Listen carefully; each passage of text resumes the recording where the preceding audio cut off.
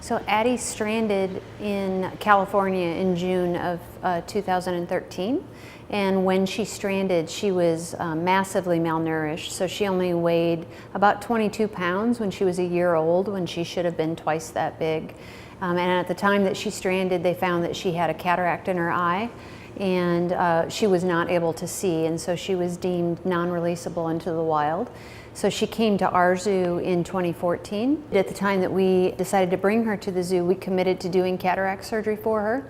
There was a period of time that it took to get her trained to accept all of the post-operative care for the eye drops and all the care that we need to do for Addy as she recovers from surgery. We flew in Dr. Carmen Kolitz, who has done cataract surgery for us before, and she also brought two people to manage Addy's anesthesia, Dr. Mike Walsh and Dr. Fernando Garcia.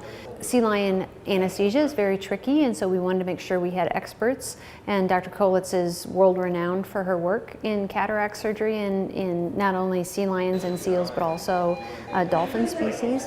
Well, years ago we found with the pinnipeds, which includes the sea lions and the seals, that they can develop cataract just like people can, sometimes from some of the same causes.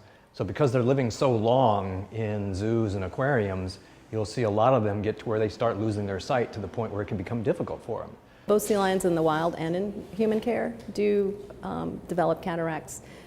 The number 1, 2, 3, and 4 reasons are exposure to sun, natural aging, any history of any eye disease in the past, or history of trauma. We know that cataracts that are in an eye for a long time can cause a lot of damage, so based on the testing preoperatively, we had good evidence that she would be able to see again.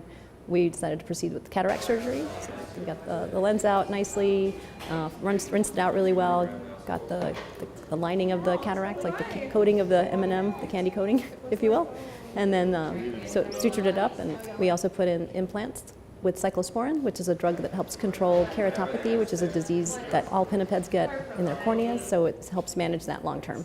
She's a little bit excitable, just like people, they have their own personalities. So she was very aware of what was going on, a little slow and cooperating perhaps on the initial phase of the sedation, but for the most part, went well throughout the surgery and went well in the wake-up. And she's bright and alert and now looking around.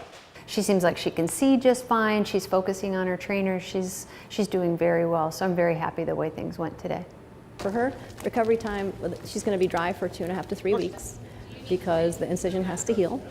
That's the most important thing, because we know that if we put them back into the water too soon, the pool water is not a good thing to have inside your eye. So we want to make sure that doesn't happen. So once she's back into the main pool, she'll still have drops, but she should be back to her normal lifestyle.